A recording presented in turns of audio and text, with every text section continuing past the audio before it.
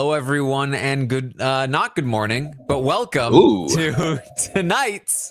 It's nighttime, right? The sun is out. It's great. Welcome to Rob Has a Podcast. We are here to recap tonight's episode of Big Brother Canada 10. I'm your host, Taran Armstrong. Rob has left us. Rob has left the building. He no longer is interested in Wendy's. Look, you can only eat Wendy's for so long before you start to get tired of it. I get it. He didn't like the winner's looks. It was a whole thing. But with me tonight is Aman. How you doing, Aman? Yes, this is official an announcement. I will be taking over Rob's position at RHAP. Once again, it is AHAP. So I just want to thank Rob for all that he's done for us thus far. That sounds like a car insurance company. Yeah, or a senior citizen That's what it health is. Insurance company. Yeah. That's what I was thinking for. Taking Rob out to pasture. What can I say? It's my time, baby.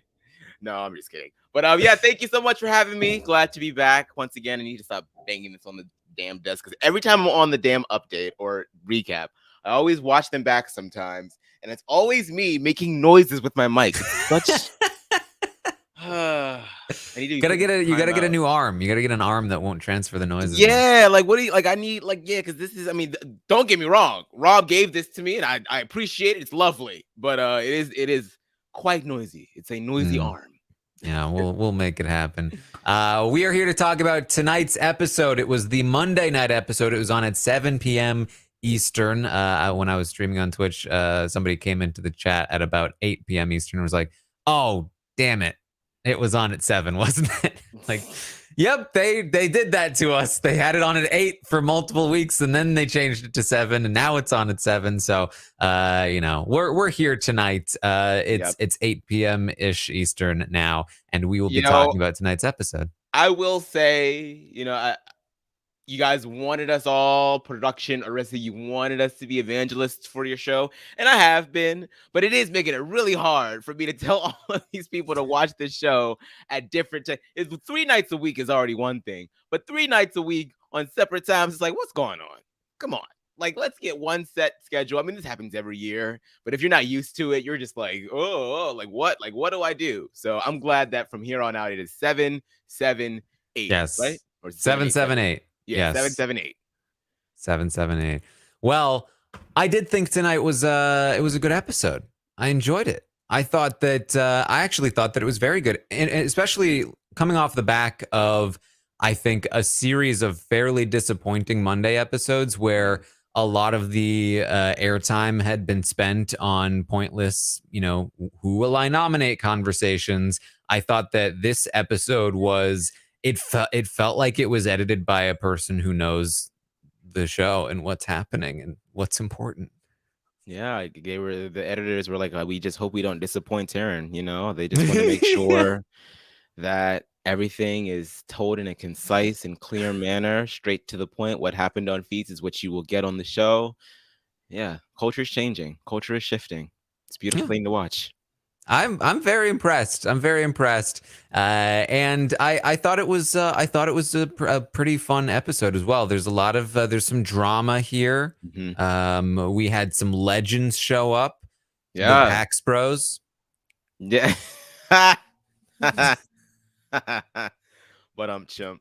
Yeah, this is great. I was definitely on the edge of my seat during Thursday's episode because I wanted to know who the legends were going to be.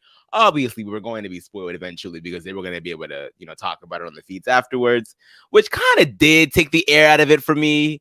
We kind of knew who to expect, but it was still a lot of fun. It's always great fun seeing all of these past BB legends come back and pay homage to the show that put them on the map in the first place. I feel like Canada has been so great at doing that. And we do it down here a lot as well. There's always someone knocking on the Big Brother US doors and coming on in. Now, whether or not people know who they are down here is, I feel like, a lot more likely to happen than it is up north. But yeah, it was great to see all these people come back. Y'all invited Godfrey back for this HoH, but y'all couldn't invite him back for season 5. Right. Now. Yeah. Loved seeing Godfrey, especially like doing the pose. I know. They made him do the most work too. They had him like all set Yeah. up in like this apparatus. I'm like, damn. Hope they I took you to Wendy's that afterwards. could Shit. not have been comfortable. Not at all. Not Yeah. at all. Mm-mm. Cindy in the room, worried about the Netta nomination. We got Jed with the headphones for the fake double eviction. We'll talk about that. Well, I will say, as an official Netta Big Brother double eviction expert reenactor, I will say there were a few things off. One, Cindy's hair was not that long. Okay, so unbelievable. I just feel like it's just not really true to the character. But I applaud her for her attempt. See me afterwards, Cindy. I have more notes. Yeah, I'm astounded that they didn't consult you first personally. That I know, right? they really could have done so much better. I know. We got Spicy V counting rocks. I forgot what that HoH was about. I was like, why is she surrounded by? And then I was like, oh, it's the one where they were dropping the rocks. See, that was fun. That was fun. I feel like there was a lot to choose from for Spicy V. I don't know if I would have went for that one. I might have gone for the one where she's like, Do you want me to put Beth up? Yes, that one. That one. I mean, it might have been a lot to put that big ass bed in there, but I would have gone for that one. I maybe would have gone for the scene where she is like, faking out Kiefer whether or not she won the secret HoH. That would have been fun. Like, there was a lot to choose from her. I don't know if I would have gone for the rock right now. So cheese. So much audacity, just so much ammo. Yeah. And then the poutine poppy. Looking so good, looking so buff in there, Anthony. Love it. And I like this is Anthony just needs to be there. That's his legend. And Anthony needs to just be him. here as well. Okay, we talked about this a little bit before the show. Anthony, I'm publicly calling you out. This is the second time where I've been scheduled to be on a recap, and I would have gotten the chance to meet and see the great Anthony, the Lion, in person, and you have backed out. And I'm starting to take it personally. Okay? Next time, I'm coming to Canada, all right? And we're going to see who the Lion is. No, I'm kidding. Please don't take that as a threat because my skinny ass. I am kidding. I am sure that Anthony has something to do or he is under the weather. He'll be back, I'm sure, later on. Hopefully, I can be here for it. Yes, a little hurt. we had good timing. We were gonna have Anthony on the recap tonight. That's why there's only two of us now. But unfortunately, he is not feeling well today. So we are gonna have to reschedule. And we'll make sure Aman gets on so that he can issue that statement in person. I was joking. All right, so I liked seeing them. I honestly I wish we could have like maybe heard from them a little bit. Like I think that would have been fun. But I think it was fine. It was and it was fun to see them all freaking out about seeing all of the legends. I think this is probably the most enthusiastic and excited I've ever seen Josh in the house. He said, yeah, that's just True Alliance. We heard about like who's number one, who's number one. That's Josh's right there. He told us right then and there. He said after the competition he ran inside and he went, "Where is Cindy?" Wow, a true Cindy with an S fan. That's great. I love it. So we hear from Summer, and this is important, and this is part of why I really like this episode. Everything you saw in this episode was relevant to things that are happening in the house. And one of those things is that Summer doesn't really feel the need to win the HoH. She feels very good about the fact that she was able to get Kyle on the block last week without even having to win HoH. And she kind of wants to just ride that wave. Now she wants to do the same thing. Doesn't have to win HoH. She'll control from behind the scenes. And so she's not really looking to win and didn't really pay too much attention to what was behind the doors apart from some very specific things. I was not paying attention to what was going on. I was paying attention to what's what's going on, if you know what I'm saying. Oh yeah, we know what you're saying, girl. We know what you're saying. Like, look, I mean, look. Most people always look better in person too. I feel like that's like a running theme that we see a lot of the time when current BB house guests will meet their idols. They'll be like, "Oh my god, you look so much better than you did on TV." I'm like, I never know if that's considered to be an insult or not, but yeah, it's I look. I mean, as you stated before, Anthony, like, come on, like he barely even fit inside there. Jed was looking like a tall drink or something. Like I get it. I get it, Summer. It was there was a lot going on, coupled with everybody running around and all sorts of doors to see. Look, I probably would have been in a similar boat. Probably. So. Yeah, Herman is kind of upset with her afterward. He doesn't like that Summer's not trying very hard, and when he confronts Summer about it, she's like, well, what do you want from me? My heart said false, but my body said true. I mean, Herman's not entirely wrong because Summer has mentioned in abundance that she plans on winning HoH during like week 6 or whatever it is, and we are, what is this, week 5? So I wouldn't go as far as to say it's like an intentional, like, I'm throwing the hell out of this comp. She's definitely given, she's giving it a shot, but it's also not like she's like needing to win right now. So I totally could understand if Herman is sort of getting a bit of that vibe because it's there, it exists. Yeah, and this frustration is important because it is causing a little bit of a rift between Herman and Summer and some of the other allies that Herman has. That he's really looking for players that are gonna be trying to win things and actually winning things because he needs allies that are winning things because he's in trouble this week when it doesn't happen. Now, Herman should also be trying to win things, and part of that I think would be not missing the Cindy door. Yeah, that was that's a very, very that's and it had the potential to become a very clown shoe moment. Like that would have been your fatal flaw. So it's yeah, not good. Not good. I don't even know how that happens. Like you hear everybody screaming all of the names of these past house guests. If I hear Spicy V, one of the girls that was just on the television show, I don't know how you just go back and stroll back on down to the outside. Like, all right, well, ready to go. Like, come on. Like, what is this? Like, whose door were you at for so long that you just completely ran out of time to go back and see Spicy V? And if I were Spicy V, I would be so offended. I'm shocked that she's not on Twitter right now. Like, how dare Herman not come to see my door? How dare he? Yes, it was the Spicy V tour. And man, he just gets all of those questions wrong. And the thing too is that like the people that made the tiebreaker got everything right. So if you get even one wrong, you're out of the competition pretty much. And man, Summer was getting so many of them wrong too.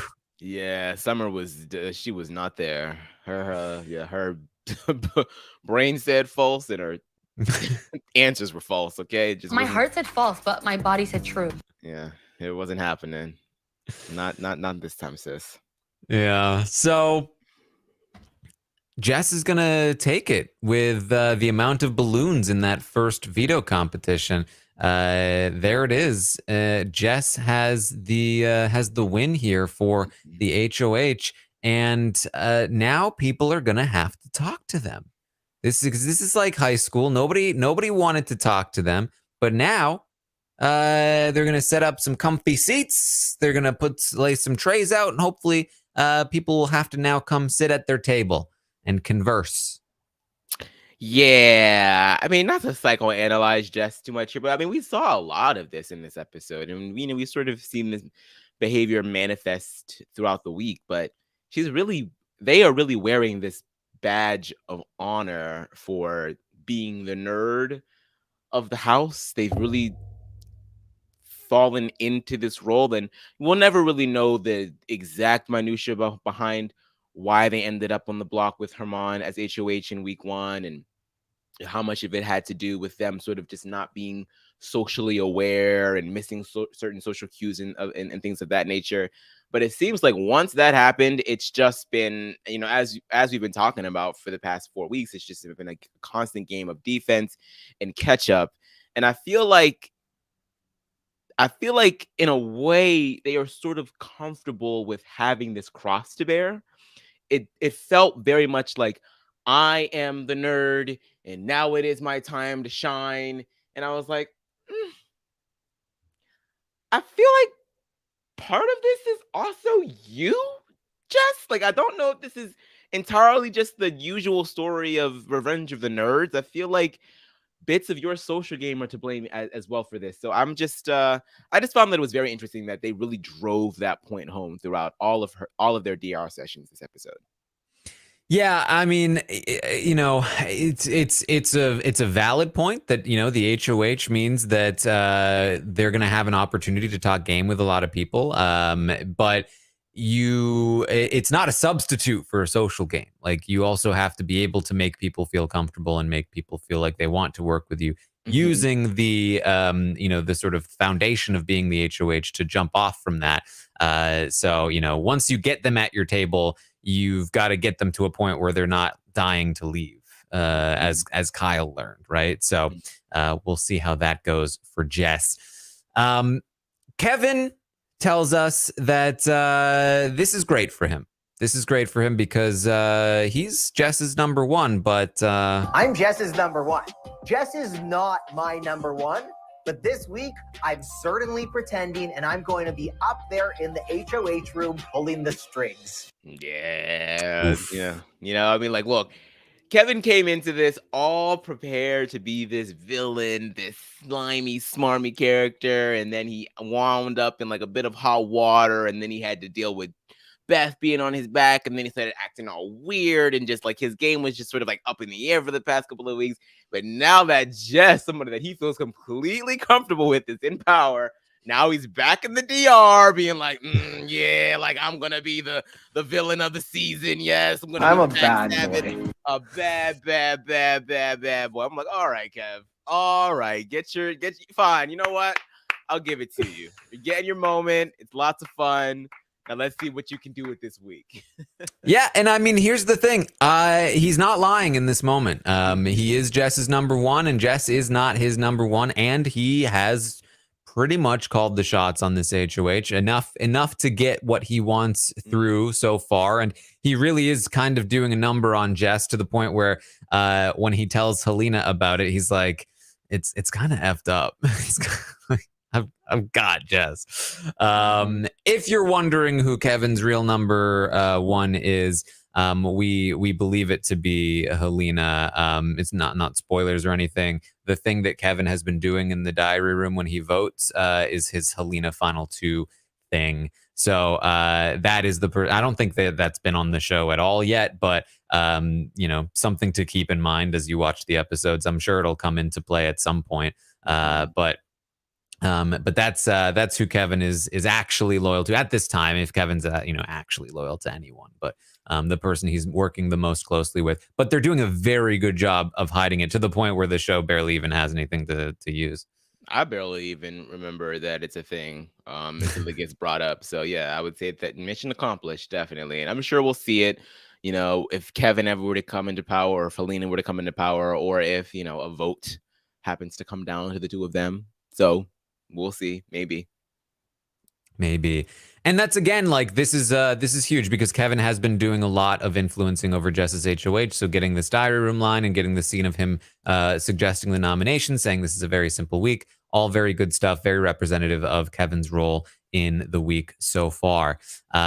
We also get a conversation between Jess and Jace as they discuss the relationship that they've been building. And Jess mentions that they are looking to potentially make some inroads with their relationship with the showmance, which is another big part of this week and another important conversation to showcase. And I really feel like this episode didn't really waste any time or any segments. They even got lucky with Wendy's being the summer convo because obviously summer is pretty relevant.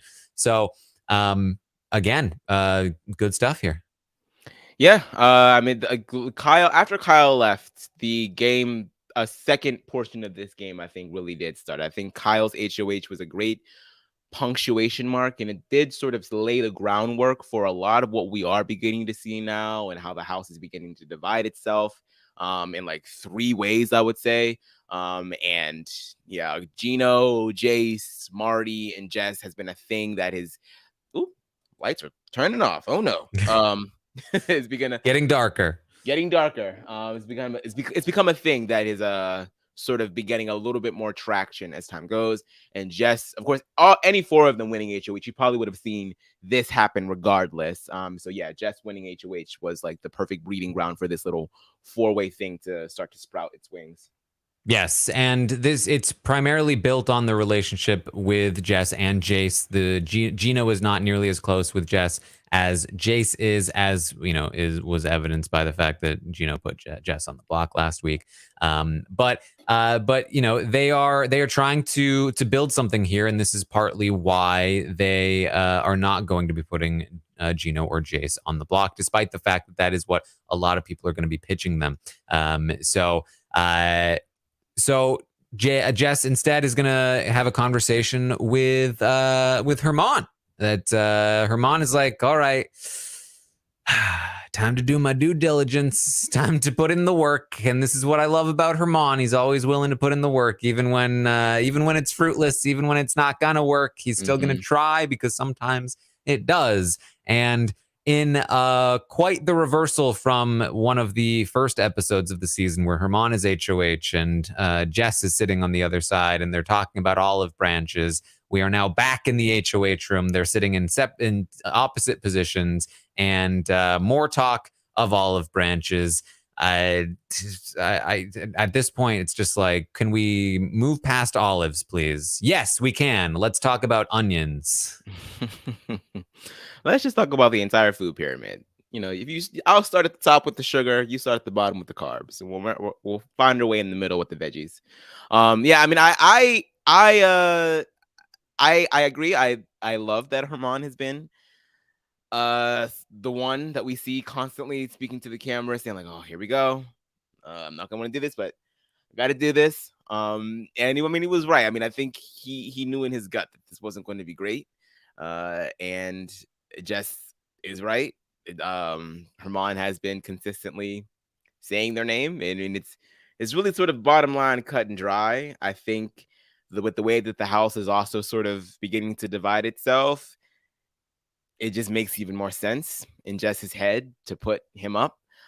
So I don't think that there was a lot that Herman could do in this conversation that wouldn't have resulted in him being in any more hot water than he already is with them, because we got to see what was going to happen with Moose. So he at least had the foresight to be like, yeah, I know where this is kind of heading, and you know, I'll do what I can, and you know, sort of do the dance, but it kind of is what it is at this point. This is kind of a situation where, and this is not something that Herman shies away from doing. It's just you can't always do it with everyone. But this conversation probably needed to have been had before Jess won the HoH, and it didn't, because again, like, I mean, Herman had this conversation with a lot of people before the HoH. He really mended fences with a lot of people. He made a big connection with Josh. He did a lot of good work before the HoH, but sometimes the luck is just not in your favor. And Jess winning this one is a big loss for him. Now, I don't want to say he got too unlucky, because there were other people that would have done the same thing. There were a few people in this house that would have, but you know, you can't win them all here. But and I think there might have been like you said, if he had spoken to Jess beforehand, because we do get to see that Kevin is sort of the one that puts a lot of this into Jess's head about who to go after and things of that nature. And I think that there might have been a small window of opportunity, because Jess is correct. Like, Herman, you did tell me one thing and then go and tell the house another thing. And so how am I supposed to believe that you're lying to them and not to me, when you were the one that put me on the block? So if you had actually told me ahead of time, look, I'm going to say your name just because it's going to make sense for my game to say your name, because I already put you on the block, but just trust and believe I'm going after other people, then maybe she wouldn't, or they wouldn't have had to have pressed you so hard later on in this episode about what the true intentions were, because now it's like you have nowhere to, you're up against the wall now. So maybe if you had gone before the HoH comp, immediately after the HoH comp, even if it looks like you're just trying to suck up in those small moments, even if Jess is like, well, wait till tomorrow. If you had been the first person in that room the next day to say, look, here's what's been going on. This is where my head's at. This is how I think that I benefit your game if I stay here. I understand wanting to put me up. This is why it might not be a good opportunity for you. Just as stubborn and as stalwart as they can be in their own opinions, I don't think that they are completely against talking things out. They're a fan of the game. Yeah. They know how to see things from all types of sides. I think that there was definitely a small chance that this could have gone a different way. Yeah, I think so too. I think Jess is the kind of player that would have gone in the route that they found the most logical. And at the end of the day, Herman and Moose are the two people who most consistently over the course of the first 4 weeks of the game have not really bothered to develop as much of a relationship with Jess as most of the other people in the house. Everyone else in the house, like every single person, has done a better job of developing a relationship with Jess than both Moose and Herman. Herman obviously put them up in week 1. Then Marty didn't put them up. And even though Gino put them up, he did work pretty hard to maintain a relationship with Jess throughout. And Jace also worked hard to maintain a relationship with Jess. Whereas, you know, and again, like sometimes you just can't keep a relationship with everybody. And for Herman, Jess has been the kind of easy person to throw out. Like that would be who I could go after. And same sort of thing for Moose. Moose obviously not quite as active a player as Herman, but for Jess, these were the most logical people to target. And so I think all you needed to do is get in there and find a path forward that made it less logical. But to do that, you would have had to predict that Jess was going to win this HoH. So is not much you can do there. And then you also have to counter the influence that Kevin has, the influence that Marty has, Helena. A lot of people were looking to take a shot like this. So Jess getting up there and being susceptible to that logic and being in a perfect position to take that shot means that they're going to be pushing pretty hard for it as well. So it was definitely not a great situation here for Herman. He says, don't judge me too quickly. You know, I'm like an onion. And they say, oh, because you're smelly and you make me cry. I thought that was pretty good. I thought that was pretty quick. Yeah. I'd have been like, yep, that's exactly what it is. It's like, no, because, layers. That's all right, Shrek. Ogres have layers. Moose is also going to try his hand at having a conversation with Jess. And this time, instead of it being an olive branch, Jess says that they're throwing him a bone. But I guess he's not taking the bone. I don't know. This was, Moose also tried, is basically the message here. Yeah, I don't really know what Jess wanted him to do, but okay. I mean, the bone's not looking pretty juicy. I don't know what to tell you, sis. It's not working. Are bones juicy? Dogs be acting like they are. That's for damn sure. They will chomp on that thing until I don't know. The real juicy. I'm just imagining dogs in their mind be like, I can't wait to get my teeth on that juicy bone. Hey, like, look, hey, to be in the mind of a dog one good time. I mean, once it's all like slobbered over, it's pretty juicy, right? I would say so. So it's not looking great for Herman and Moose. Moose, after his conversation with Jess, he's gonna make a super fan Moose. He's gonna make a reference here. Oh, would you look at that? It's the blog calling. Hello? Yeah. Don't worry, I'll be right there.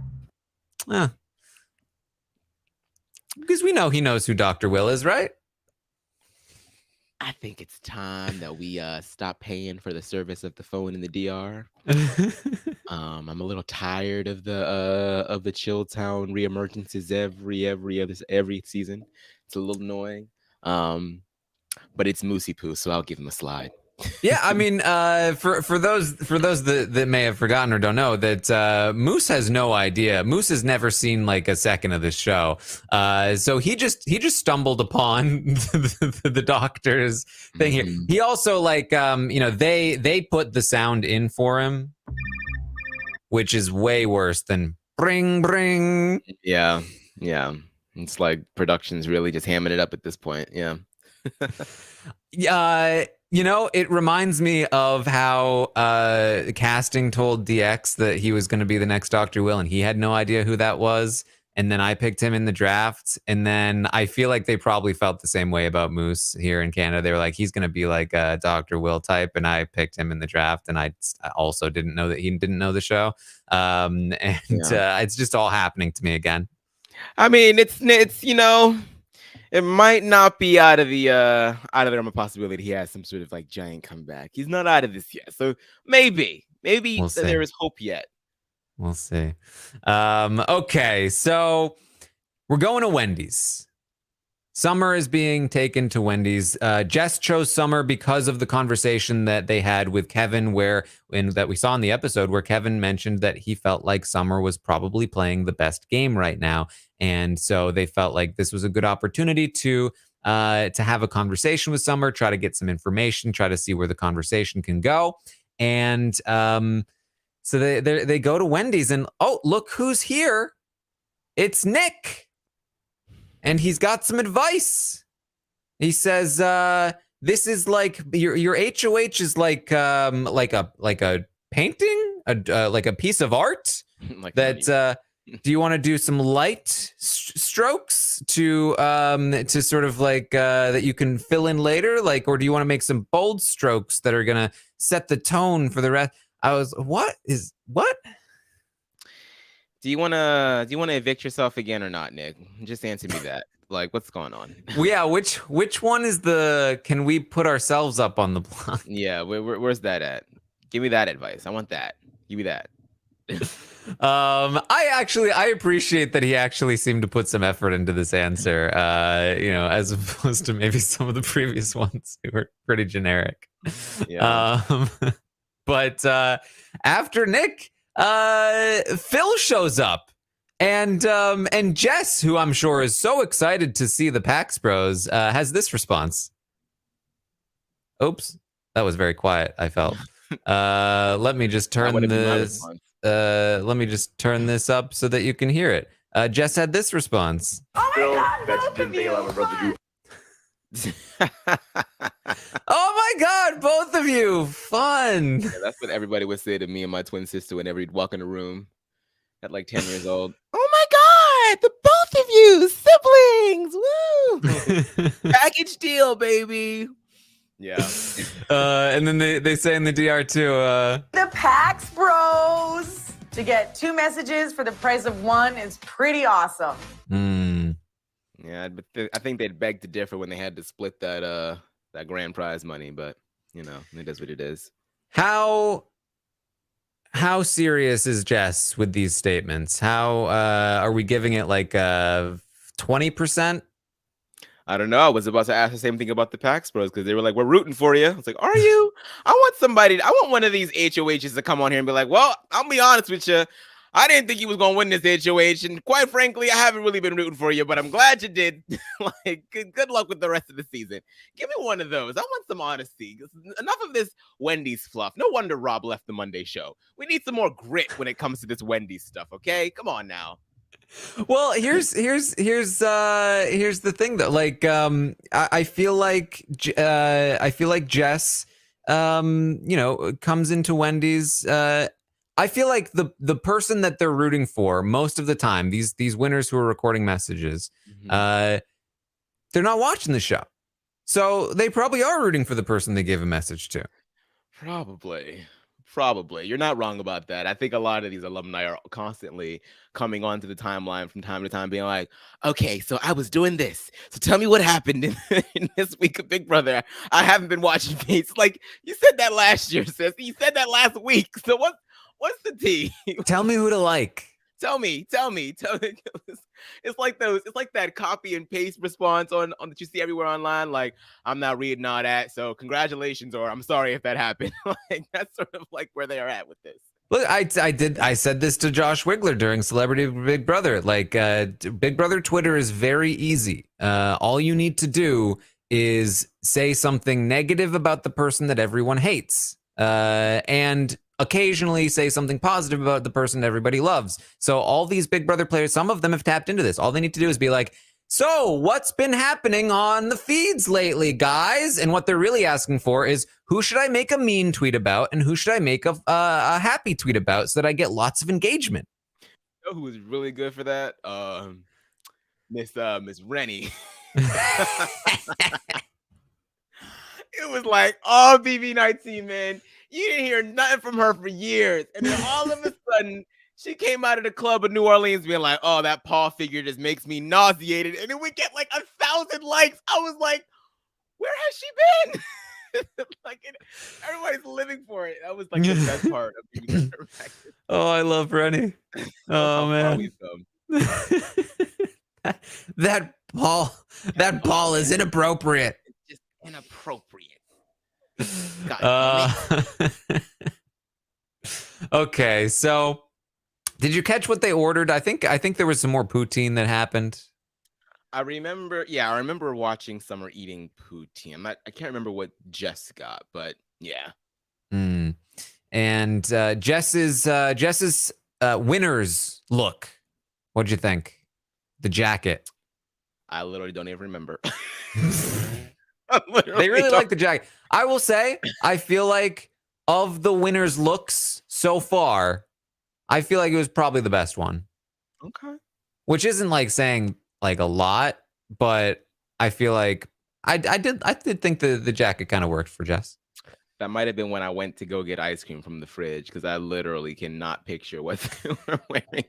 I was listening. I had it in my ear, but I don't know what she was wearing or what they were wearing. Yeah, it happens. So Jess is gonna talk to Summer, and Summer says, "Look, I'm part of the Mandems, and I'm wanting all the men out. I'm taking the men down." And this is interesting. There is a separate alliance that Summer has with Jess called the Siblings that they are not leaning into here, obviously. The Mandem Alliance is an older one, but it's it's, I guess, still technically exists, like many other alliances that technically exist. Did True Fuse ever make the episodes? I feel like it did, didn't it? Or did it not? Did they just show up doing the thing? And yeah, I think that's what happened. Remember that, everyone? Remember when people just started randomly voting and making like this symbol in the time room? Honestly, for one episode? Like, that's probably gonna end up being HoH fodder for another HoH comp in the future, like BBCAN 11. It's like the museum of voting signals of BBCAN 10. Like, yeah, this all over we got this, we got and everything. There were plenty more. So I would just, if I were on Big Brother, I would just troll y'all, especially week 1. I would just be like, everybody, when you get in the DR, just do something different. Like, everybody just do whatever you want every week. I'm just picturing like getting into the DR and just being like, "Hi, Arissa," or just like, and like, what is that? Your alliance thing? Like, what's happening here? Or just like completely turning the other way. I vote to evict. I want to like sit in there just like, "Oh, I've been expecting you, Arissa." No. Oh. People would hate it. It would be terrible. Who do you vote to evict, Arissa? How about you answer that question? People would be like, "How dare you? How dare you ruin the sanctity as a super fan? So disrespectful." Yes. So Summer says that she wants all the men out, and this is great that Jess is the HoH because Jess can take all the heat and all the blood. They can do all the work for her, and she won't have to lift a finger. This is exactly what she wanted. Yeah. Yeah, I was sort of shocked when we sort of, we got a chance to see this. I mean, we knew that there was a little bit of a rift going on between Summer and Herman, but I mean, from my understanding, I thought that it was still definitely a workable alliance, and it definitely still is. It's not like it's completely thrown out of the window, but for her to be so willing to do it, I was like, damn. But maybe Kevin was right. She campaigned against her own mother. Anybody in her alliance is if it's not a woman, you can go. Yeah, there you go. So Summer's okay with these nominations. Summer's okay with this. Jess is gonna then go ahead and give Moose and Herman a heads up that they're going on the block. And this is where I really felt like the episode to this point, this is all very good stuff. I mean, all very, like, it's all important. It matters to the content of the week so far. And this is where the episode really diverges from what they would normally do, because normally we would then get like another few segments, like another 15 minutes on like, maybe I'll change my mind. Maybe I'll put up Gino. Maybe I'll put up Marty. Maybe I'll put up Tanisha. And then, did they like do the whole shortlist thing this time? They didn't. They didn't. Lo and behold, it would be the people that they initially talked about, because that's pretty much what happens, unless you're Kyle. So, so instead, they fully show us the conversation where Jess is going to let them know that they're going on the block, and they're not going to hide it from us because it's dramatic and important. And so they go to Moose and they tell Moose, I'm thinking I'm going to put you on the block. And Moose, I think that's a mistake. I think there are other people you could put up. And Jess, like, who? You want to make a mistake and tell me? Feel free. And Moose says, I think you should put up Kevin and Betty. I think that's what you should do. Betty has done literally nothing in this game. And I think that they haven't had a chance to prove themselves. And I think this is your best option. And these words are very important, because Moose is going to get in trouble later about it, and it's going to be a whole thing. And we may even revisit it later. Who knows? Certainly not me. It's not like I watch the feeds. So amazing that we see this conversation. I mean, and that they show the relevant parts of it. I feel like this might be a first in Big Brother Canada history, that we're seeing like the actual receipts of something ahead of time. Yeah. I mean, they do. Now that you mentioned it, it's a fair point, because I think that HoHs usually get to be the hero of their own story on Big Brother Canada 9, or just Big Brother Canada in general. Except for the monstrosity that we got to see, which we don't really get a chance to see a lot of the time in Kyle's HoH. So yeah, there were some messy moments in regards to her conversation with Moose, her conversation with Herman, how that transpired with Betty. And right before they're about to do their nominations, we get this whole moment of clarity with Jess, where they're like, oh, I need to do a better job at being HoH. And typically you don't really see that. So yeah, pretty interesting. And it's going to definitely have some ramifications later on. Definitely. Yeah. So Jess is also going to go to Herman and let Herman know that they're looking at putting him on the block. And Herman is also like, I don't think you should do that. So Jess is like, well, look, this was very effective last time. Why don't I just do this again? Well, Herman, if not you, who should it be? And Herman's like, I'm not an idiot. I'm not going to tell you names so that you can use those names to then throw me under the bus and send me out. Like, this might be the first time I've heard this spoken out. Like, obviously players have in the past have been smart enough to not do it, but this is the first time I think I've heard it spoken aloud that, like, no, I'm not going to do that. That's a rookie mistake. People that don't know the show would fall for that. And some people that do know the show still fall for that. I'm talking about you, Kyle Moore, the previous. And so he's like, I'm not going to do that. But then Jess gets like, it's upset about it. Like, why aren't you giving me names? I was like, why would I give you names? You're putting me on the block. Well, maybe I wouldn't put you on the block if you gave me a good enough name. And it's like, come on. Yeah, yeah. It doesn't make any sense, Jess. Like, and I understand where they're coming from. It's like you're the one that's in this position right now. I'm the HOH. I'm the one that could potentially keep you off the block. You should be trying to appease me. This is you're the small guy. I'm the big guy in the situation right now. And also, you did tell me one thing and then go ahead and do another. So why can't you just prove to me that what you said in the beginning was the truth?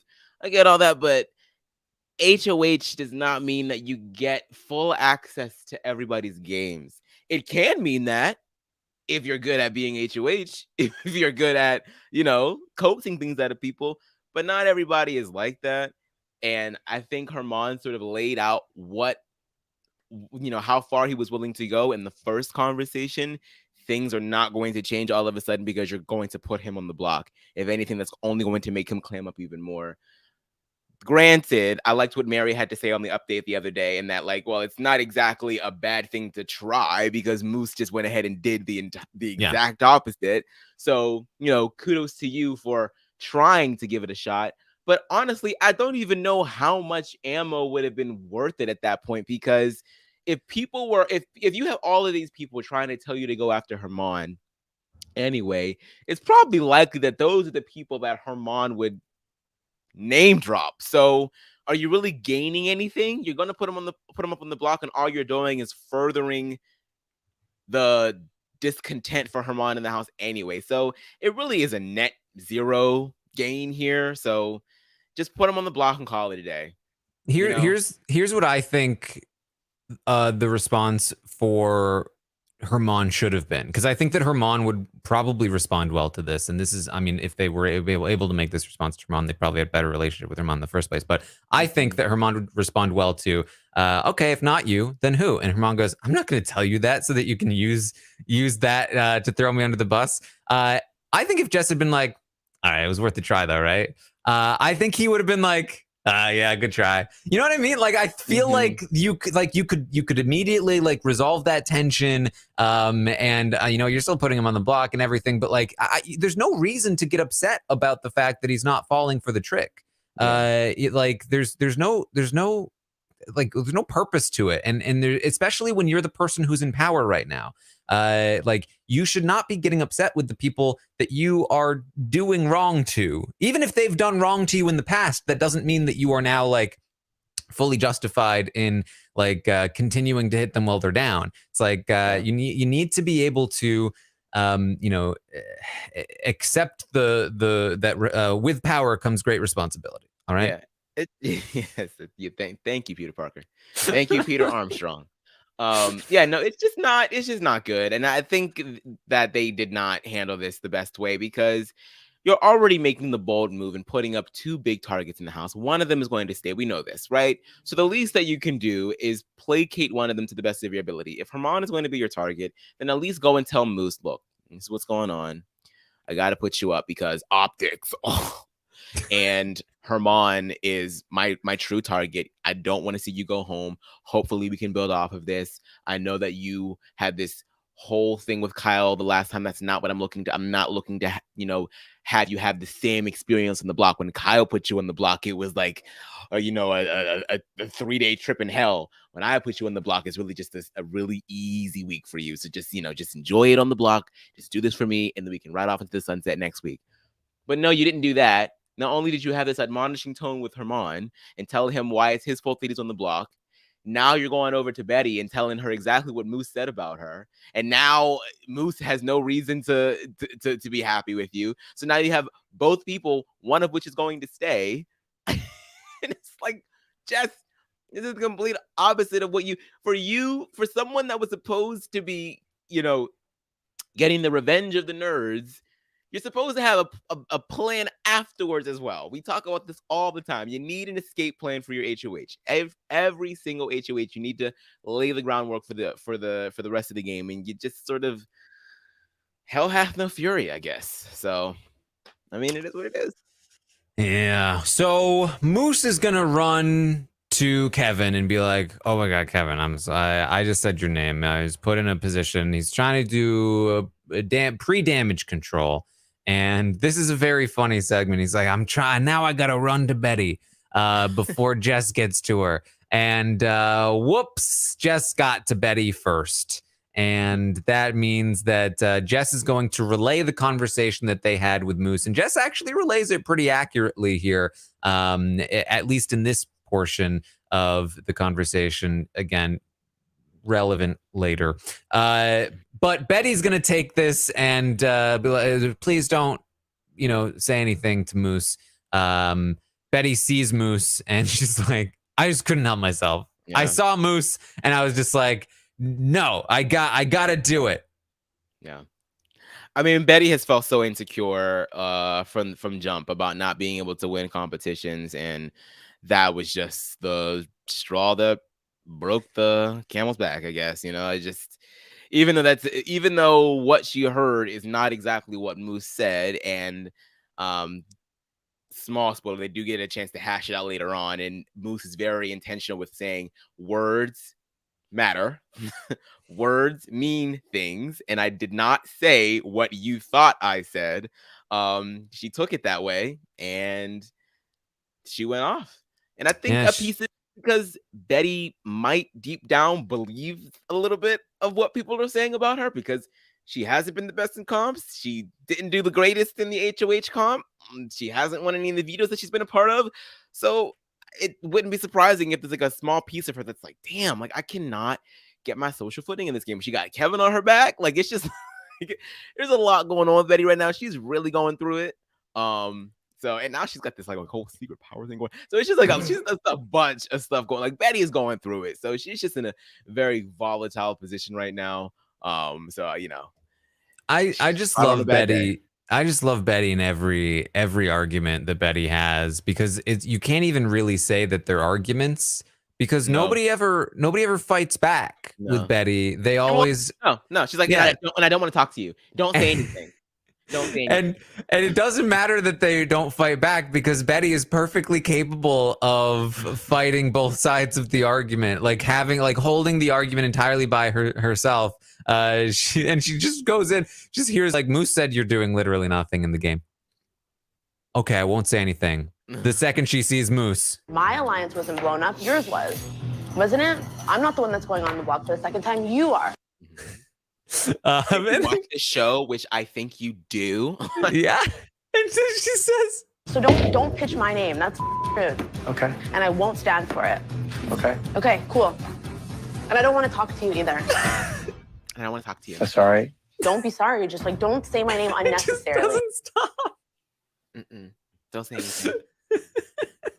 You told me I was a horrible person, Jess. Yeah. And I meant that. Okay. And yeah. It's so don't pitch my effing name. That's rude. Okay. It's not rude. It's not rude, Betty. As the great LaToya said last year, if you do hear your name, you should hear your name, because this is Big Brother, okay? And your ass is on the block already. Your blood is diluted, as people like to say. Don't take it so personally. Don't take it so personally, Betty. I know that it's hard not to in this house where your life is just the game. I get it. But you cannot continue to behave this way, Betty, because in some ways it is helpful, because I do think that it is sort of turning her into a goat a bit. People are just like, she's getting into it with everybody. Like, I feel like it's going to be pretty easy to win against her. So let's just keep her around. So I think this is not the last time we are going to see Betty blow up on somebody. I just hope that she can couple this fire with, I don't know. I don't necessarily need for her to win anything. I think if she's going to focus hard on winning competitions, I don't think that's necessarily the way to go. Yes, they can help, and you can, get targets out. But I think if you just do a little bit more of establishing yourself in an alliance and, working your social game a bit more, then I feel like you can be more of an effective game player, because I don't think that Moose is wrong. Maybe Moose could have used a different word if you didn't like the word that he used, but he's not wrong. Like, Betty, your gameplay is a little inconsequential, and it's okay to say that, and it's okay. That's not an invalid thing, a point to make when you're trying to save yourself from not going on the block. I am someone that can help you in this game because I have the ability to win comps. This person, I don't know. Can they really help you in the long run? That's a valid argument. So I just hope that she can, move forward and sort of have that foresight in the back of her mind. I really want to see Betty in the final two, giving her pitch to the jurors. I just want to say that if you don't vote for me, that's rude. And I think that you know what? I just wouldn't even talk to you anymore. I wouldn't even want to talk to you. You'd be a terrible person. So please give me your vote. Mm-hmm. It's like as they're all like putting their keys in the little key wheel, she's like talking over it the entire time. What was that? Did you put was that whose name was on there? Oh, okay. I'm not the one that got voted out in the jury. You're the one that got voted out in the jury. I'm sitting here in the final two chair. You're not sitting here in the final two chair. Arissa's like, you didn't get the votes in the end. What do you have to say? But don't ask me, ask them. I didn't do anything. I would vote for Betty. I'd be like, you know what? I'm in. I don't want to be rude. That's a good point. I might too, especially if there was one that was probably going to win in a landslide. I'd definitely be the person just to. Genuinely, I would seriously consider at this point in my Big Brother life, I would genuinely consider if somebody insulted the jury on purpose in their final two speech. I'd be like, you know what? I like what is happening here. I appreciate The audacity. It's great stuff. Mm-hmm. It's how the whole thing kicked off when Dr. Will said that if you don't like him, then you don't like reality. The problem with reality. We also got Herman's reaction. Herman was great in this episode. After Jess leaves Herman in the conversation where Jess is trying to get Herman to name some names, Herman is just like, what? Yeah. Like, what? Bro. Yeah. I cut that together because it was too long. But what? Bro. Like, bro. Yeah. You are absolutely outside your mind, fam. Outside your mind, fam. I will hold my cards here. I will take my spot on the block. I will play POV. I will put myself off. And then I will see your ass next week. Honestly,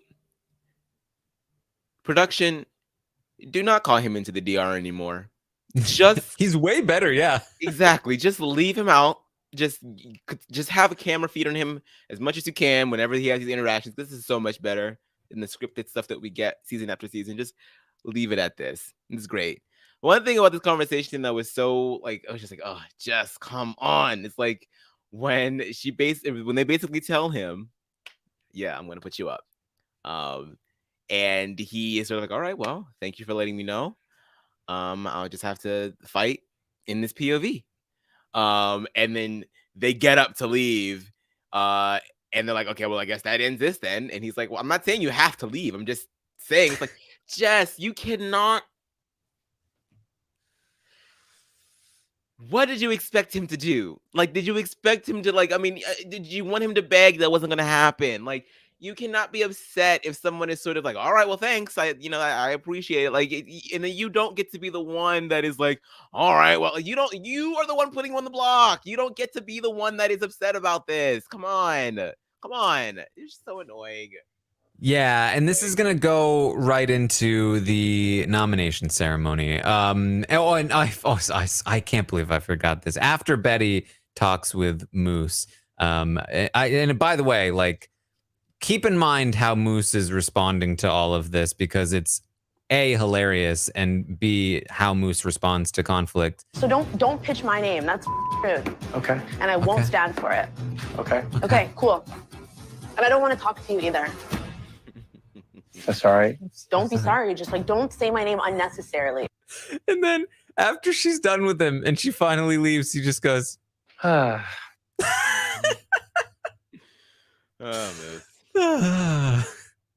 He's getting verbal lashings week after week. Just getting it everywhere. He's getting it. The bowl and the horns or whatever it was. Jess is gonna make their nominations, and they nominate Herman and Moose. And how dare they? They are so disrespectful here. Herman is gonna stand up. He's gonna do a little dance, and he's gonna sit down. And Moose is gonna make a face as well. And Jess is given a big ol' eye roll. Oh, can't believe they're disrespecting my nomination ceremony. Aman, every week we come on the podcast after the nomination episode, and I come on here and I say, here we go again. Yet another example of a nomination ceremony. The HoH gives a by-the-book speech. You're a threat. You backstab, whatever it is. And then the nominees are in the diary room talking about, like, it's totally fine that I'm nominated for eviction. I don't even care that I'm nominated. It's the speech.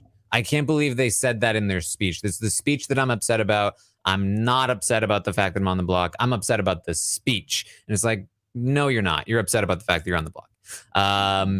In this episode, the HoH is in the diary room after the nomination ceremony, as though they were the ones that were just nominated for eviction, going, I would be totally fine with the fact that I just put up Herman and Moose for eviction, except I can't believe the way that they walked to the chairs. I mean, unbelievable. So disrespectful. Like, what is happening? You're the HoH. You better be lucky that that's all I did. You better be lucky that if I like Millie rocked to the table, if I like did a cartwheel over to the damn nomination chair. Like, come on now. Like, I mean, what do you want? What do you want? You're the HoH. What else is there to do? You just had Wendy's earlier today. You got all sorts of tea about what's going on in the house. You got some targets to put up. You did everything, okay? You did everything. All that you have to do now is just sit there and hope that one of them doesn't win veto. That's all you can do, okay? You cannot expect them. And Moose didn't even really do anything. Moose, all he did was do this. Yeah. What do you want them to do? Like, walk like poor little schoolboys? like with their heads hunched over? Like, oh, I can't believe I'm on the block. They just got nominated. Let them have their moment. They can handle it however they want.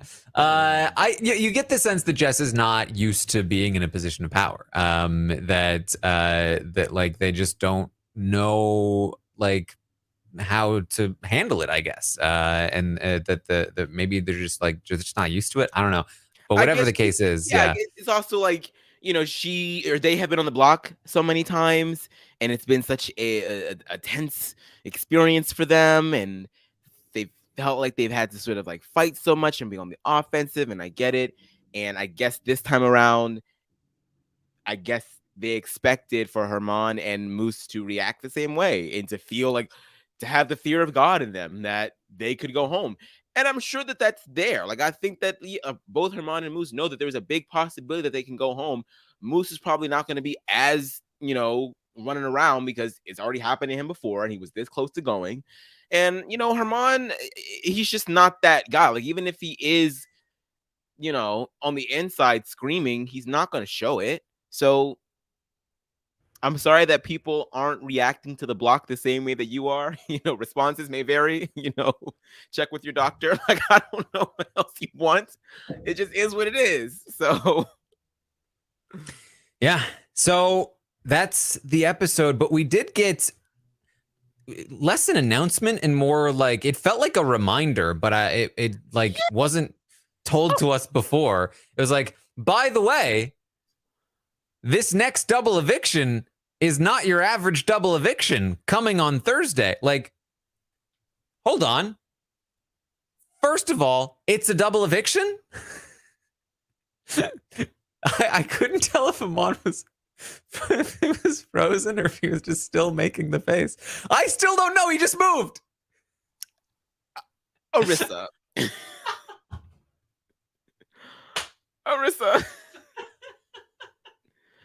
I genuinely thought you were frozen.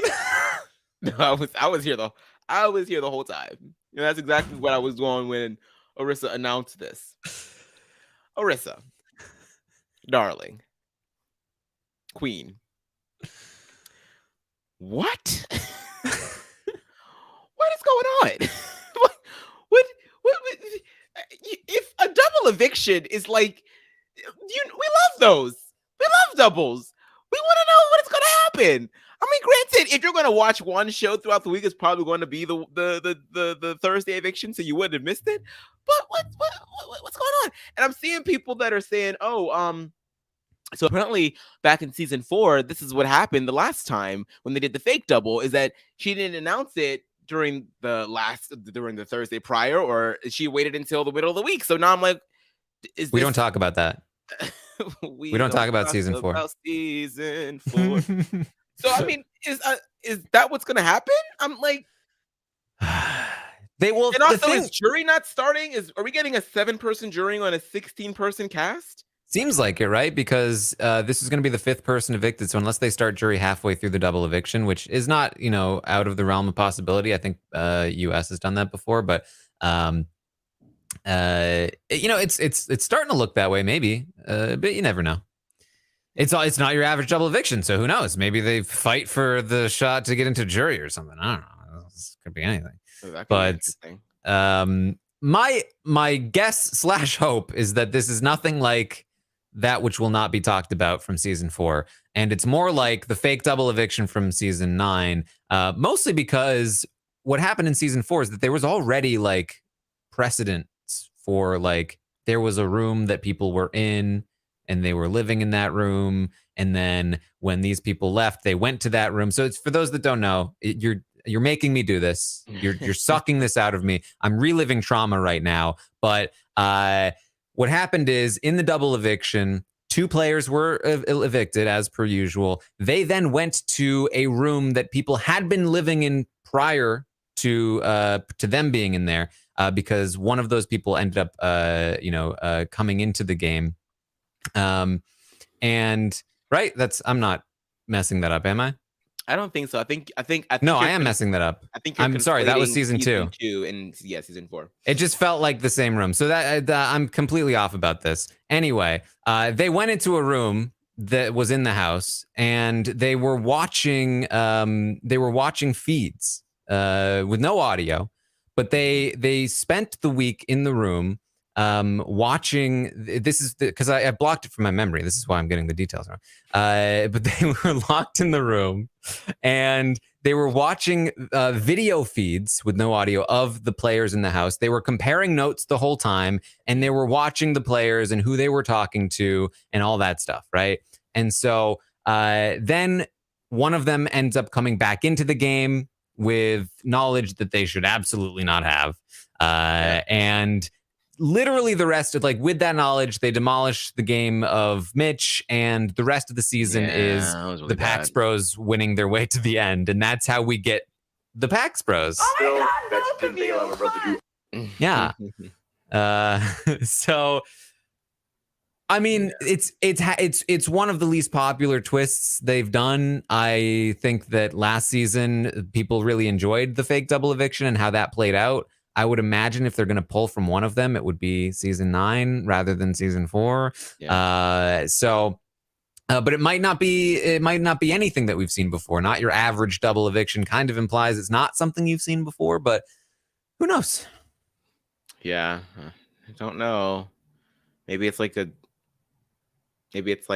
normal eviction, and then no, that would just be a double eviction. I don't know. It could be like that they. I bet they're doing something with the doors. I bet the doors. Yeah, that's. I was like, maybe they'll make somebody live behind one of those doors. What if they do my idea, and it's like the person that survives the block opens a door and maybe gets HoH, and that's how they do the HoH comp for the double. I don't know. Maybe. I don't know. I don't know. I mean, it's an hour show. We're not getting 2 hours, so whatever it is going to have to be quick. So I would assume it's probably a fake and one person goes and the next person comes back somehow, and I'm hoping that it is season 9 version. I wouldn't even mind them living in a separate, like, I don't mind if you do season 4, just don't give them feeds. Just like have them live in that room. Keep them separate. Honestly, it was the note comparing that did most of the damage. But you know, because that was the problem with season 3 buyback as well, where when they get to compare notes, like you just can't. There's no possible way to prepare for. You can't refute that. Yeah, there's no reason for them to lie. They can just trash your game, expose it's like when all your secrets. Like when you're playing Among Us and you're like the engineer or whatever, and then you're inside the damn vent and you see everything go down. It's like it would be like if you're playing Among Us and you go into the dead chat and then get to go back into the game and be like, so these are the imposters. I found out from all the dead people. Yeah. It's like it breaks the game. Yeah. So annoying. Yeah. Which is why the fake double in 9 was good, because they were they did get to briefly talk, but it wasn't not a lot enough of talking. To download each exactly. other. They were both, and they were all kind of there for everything anyway. So it wasn't. Yeah, and it happened very quickly. Like there wasn't like a big download session. It was just the two of them. It happened right away. Like that's how you do it, I think. Mm-hmm. Yep. All right. So that's the episode. Aman, anything else we need to talk about from the episode? No, but I think that is it for me. All right. Well, let's get into some spoilers. There's some stuff to spoil here as we run through the what's happening on the feeds. But if you're bouncing out now, I didn't tell you to bounce. Why are you bouncing? That was a reference from the episode. Wait, I don't get it. Did I miss that? That was what Jess said. I'll bounce now, and Herman was like, "I didn't say you needed to bounce." Oh, okay, yeah, all right. But of course, we'll be back on Wednesday. Not live, but we will be recapping the Wednesday night episode for those watching that. And then, of course, on Thursday, after the episode, we'll be live to talk about what went down on the Eviction episode. So check all that out. If you are into the feeds, stay for the spoilers, or just check out the updates every morning or the roundtable tomorrow night. That should be a lot of fun. And come hang out with me watching the episodes live on Twitch. During every episode, twitch.tv/Taran Armstrong. But let's get into the spoilers here. Let's update you on what's going on now. The Office of Civil Defense has issued the following message. This is a spoiler. Warning. A spoiler. Warning means that an actual spoiler against this country has been detected and that protective action should be taken.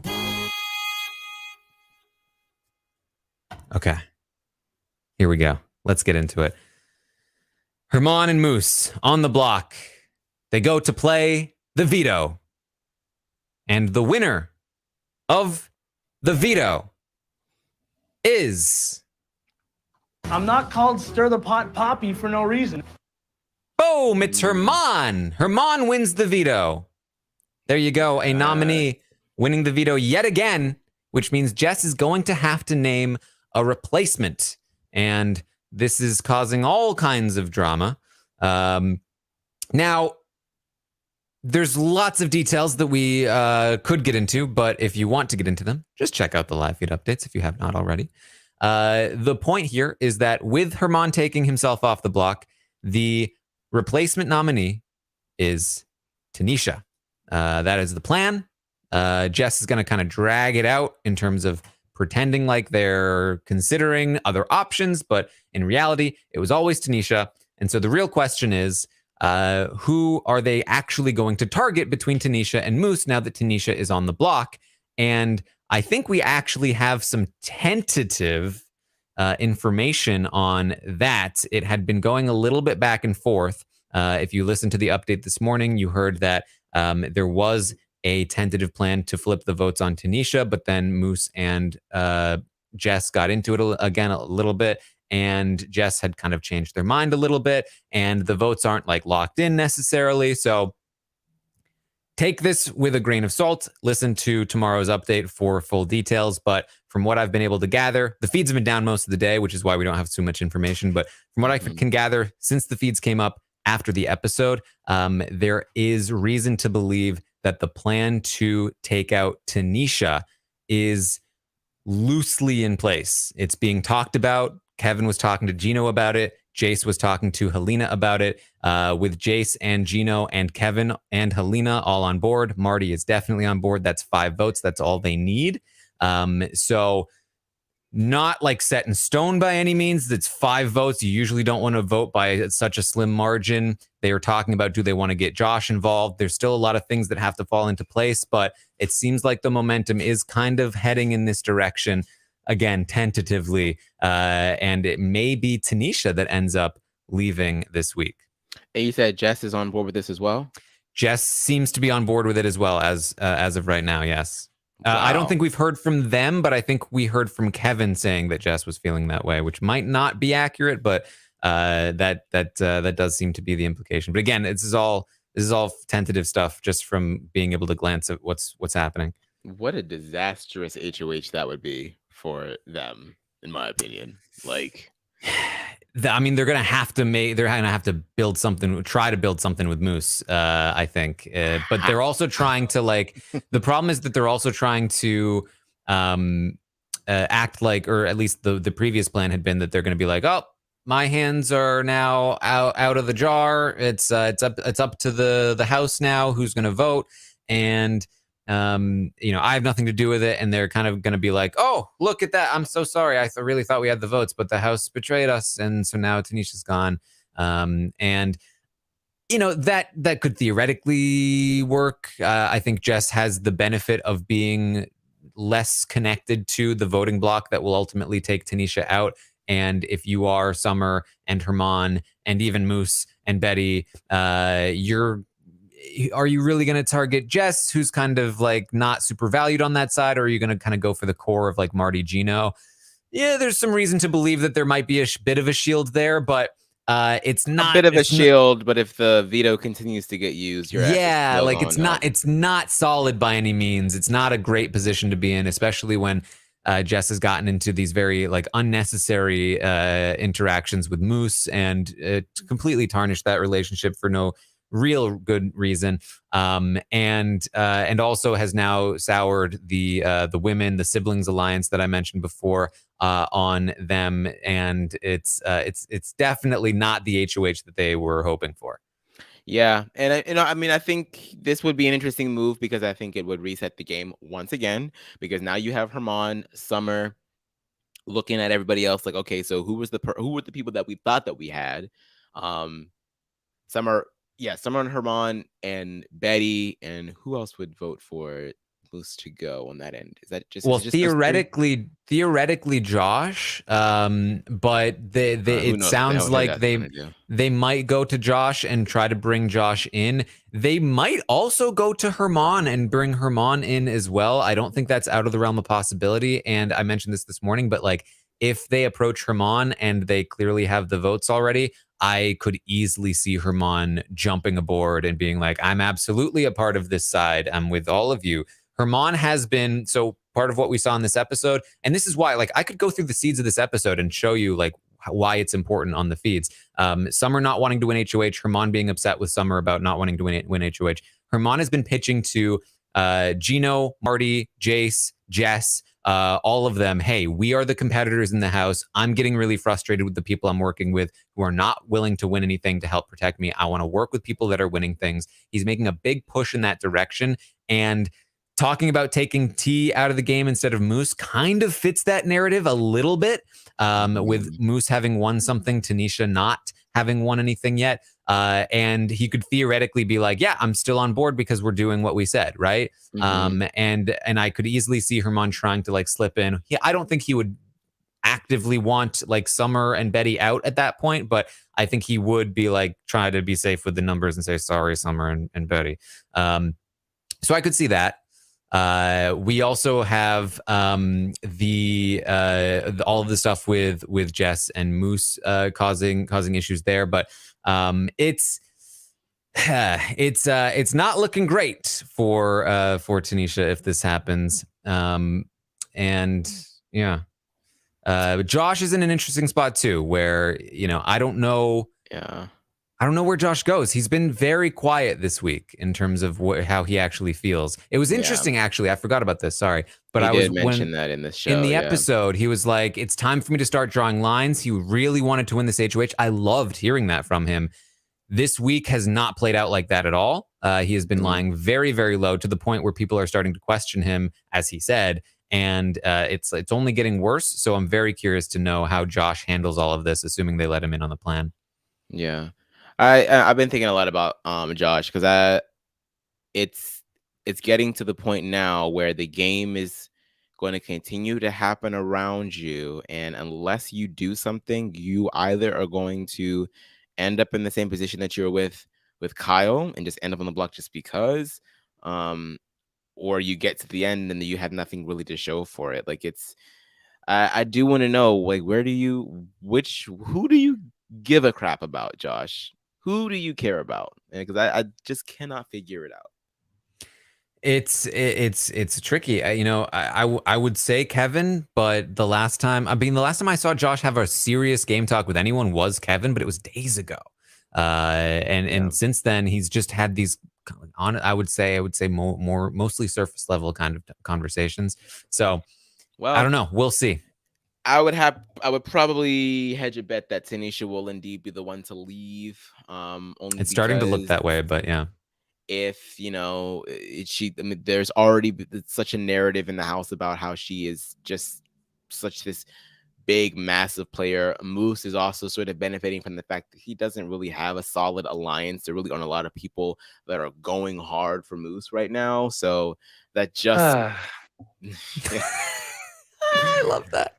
That just really just lowers his threat level, even in the midst of his tiff with Jess. So, yeah, it'll be sad to see Tanisha go. But Tanisha also really hasn't been the best in terms of like talking game with Jess this week and with people that are in. So it's just it's just sort of like the way the cookie crumbles. I mean, this house is very, very fluid, and she sort of just gets caught up in the tide, and it sucks.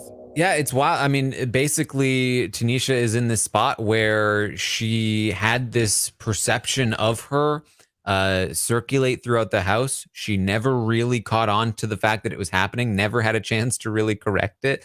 And now she is likely leaving because of it. And I would say it's not just that either. I think part of it is that, that Summer is just a better gamer than she is and has been better at connecting with more people and talking more game with people. You heard it tonight on the episode. Kevin says, Summer's probably the best player in here, but I feel better about her than I do Tanisha because he has a relationship with Summer. So does Jess. And they all have a relationship with Tanisha to some degree, but Tanisha doesn't open up as much with people that aren't Summer because she's just that kind of player. She's like so loyal and like solid, and because of that, in a weird way, is seen as sketchier to the house because she's so loyal to Summer that she can't really give that to anybody else. She doesn't like have that in her as much. Yeah, it'll be unfortunate to see her go, especially on Herman's point, because like even if she's not as close with you as maybe you would like for her to be, she's still very much someone that is a number for you and in your corner. And I can't help but think that this is just sort of like a score one for Gino and all of those other people, because if they couldn't get you out, here we go again. Anthony's trying to send a message. I know, he's cutting my power. If they couldn't get you out, then taking someone out on your side is definitely the next best thing. So I would at least hope that what you theorized could potentially happen and them trying to pull him in we would see some pushback from him, and at least try to keep her in the house, because I don't necessarily know how much this mutually assured destruction pact between the targets of the house is going to hold. This house is too fluid for anything to really hold. So you might as well keep what is yours on your side for as long as possible. Yeah, I mean, I think the thing for Herman at this point is that, if he has to choose between Tanisha and Moose, there's not that much of a difference. You know, Moose I would say there definitely. is because Moose is. Yes, I mean Tanisha wasn't the one that was throwing your name out like Moose was, and I mean, yes, Moose Tanisha, did but get caught. Tanisha has expressed that she doesn't trust Herman as you know, as recently as like a couple of days ago. Like she really doesn't trust Herman. It's not like she's like a super solid number in his corner. True, but at least she wasn't going around to like literal alliance members Very that were fair. with Herman saying like, "Let's get his ass out of here whenever we get the shot." Like, and I feel like Moose, yes, Moose did get caught, and he has sort of been playing like a really low key game to the point where he really doesn't have an alliance or really any number. So in that respect, yes, he's a little bit less powerful. That's my biggest thing. Moose has no other options at this point, and I think he could be very useful to Herman, both as an ally that has no other options and as a kind of big target in front of him. Yeah, I mean, I guess, But I mean, I'm not saying the Moose is like definitively the better option, but I don't think it's like I need Tanisha over Moose. I think like Moose staying is not the end of the world for Herman by any means. I think Moose staying is not a bad thing for him. Yeah. Well, I guess we'll see. I We mean, will see. I'm kind of conflicted because I would love for Tanisha to stay for my draft, but I do love me some Moose, so it sort of sucks either way. I mean, it definitely could be a spot where Summer is able to step up to the plate again. I mean, if Summer is able to keep Tanisha in the game, that would be a huge win for her. Yeah. I think the path to do it is her relationship with Gino. If she is somehow able to sway Gino and Jace, if they don't have Gino and Jace, they can't make this happen. I think that's a hard sell, but I don't think it's completely impossible. I think the only other method is to get Jess to be back on board of like, no, this is not going to work. And maybe like the sneakily tricky way of doing that is to prod Moose into prodding Jess and getting them to disagree again and continue to sort of loop Jess into this emotional response of, no, I need Moose out now. That could theoretically work, because if Jess says, no, I don't want this, that could really put a stop to it if there are only 5 votes in place at that point. But it's going to be difficult if she makes the attempt. Yeah. And it will. I would love to see her make something happen, because it would be very entertaining. But it definitely would be a tricky maneuver. Yeah, I don't know. I mean, she sort of would have to if she catches on to the fact that Tanisha really could go here. That's part of it. She needs to see that it's happening first. She has to see that it's happening. Yeah. But even if she does, I mean, I just sort of worry because we do know that there is like this really weird thing right now where, you know, it's but because of the whole disastrous Kyle HoH and the narrative that Kyle ran with like this whole cookout thing potentially happening, that was already something that JC Lynn had in her head anyway. So in her mind, it's already like, oh, great, we're breaking them all up. So any attempt to save somebody on Summer's end is always going to seem like a ploy, because all of the people of color are working together, even if there are 2 people of color that could potentially go home. And then it's just sort of like, you're sort of like damned if you do, damned if you don't. Like, do I fight for like the other Black woman in the house to stay with me, or do I sort of just like let her go? Like, it's just like where like they're really like, she doesn't really have. I guess in my opinion, you might as well, because if people are already I think she should. Yeah. Then it is what it is, because I mean that's a conversation that Kevin and Jess were having as well. It's like, well, you know, Jess was saying, well, you know, I would love to, you know, have, you know, I love the idea of a strong Black woman, which is just, you don't have to say it like that. That's kind of weird. But like, if they're going to prioritize themselves above me, then might as well get rid of them. So I feel like that's like it's going to be such a hard battle for her to win, because there really isn't much that Summer can do to change that perception that people already have. So it's just, it's messy and it's sticky and it's a little weird. I mean, this has been the season of putting good players in, you know, compromising and difficult situations. And so this is definitely going to be Summer's test here of like, can she keep Tanisha? If not, how does she recover? How does she rebound from this? So hopefully we get some good stuff from that. if this is where we end up going. But that's where we are on a Monday night here in Big Brother Canada 10 land. We'll see if all of this sticks, and if Tanisha really is the one that will end up leaving this week, and what happens next week, because there's as always plenty of stuff going on. Anything else we want to talk about, Aman? Nope, that's it for me. That's all. All right. Well, thank you so much to everyone that tuned in here tonight. I appreciate all of you listening or watching. Hope you had some fun. Well, what an hour and a half with just the two of us, because there was so much to talk about in this episode, because it was so well edited. What a great episode. Yeah, take that, Anthony. I better stop before I start some real shit because of this. No. I'm kidding. Anthony, by the way, I know Anthony. He definitely wanted to be here, and he's definitely gonna come on at some point. He's a great guy. But that's what we have for you tonight. Again, I will be back tomorrow morning at 11 a.m. Eastern to update you on everything that happens today or happened today on the Big Brother Canada 10 live feeds. Even though the feeds were down for most of the day, it sounds like there's plenty of stuff to update you on in terms of the plan for the week and the votes and all of that. And then tomorrow night, the roundtable, we'll update the stock watch. I'm sure there'll be lots of interesting discussion on the individual players there. People have been asking who is going to be on the roundtable. Asia will be joining us tomorrow night, so that should be a lot of fun. And then Wednesday night, of course, the recap. Thursday night, another recap. Plenty of Big Brother content coming your way. Make sure you check out the Taran show with Peridium that was released this week. Had a lot of fun talking to him. Yeah. And I think check out the Survivor stock watch that I did. I did a Survivor Global stock watch crossover with Shannon to rave reviews. People loved it. It was like 3 hours of intense strategic discussion, as you might expect from Shannon and myself coming together. So check that out. And this week I'll have another stock watch for Survivor. Should be a lot of fun. The season's been very good, in my opinion. So check all of that out. Find me on Twitter at Armstrong Taran. Aman, where can people find you? You can follow me everywhere at Aman Adwin, always on Twitter.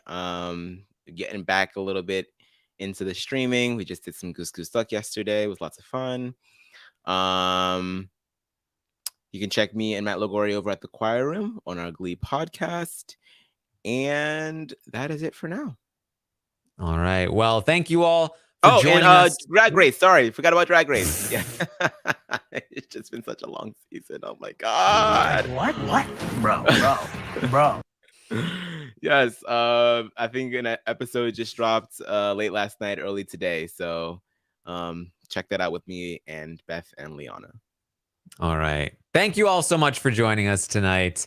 We appreciate all of you, and we will see you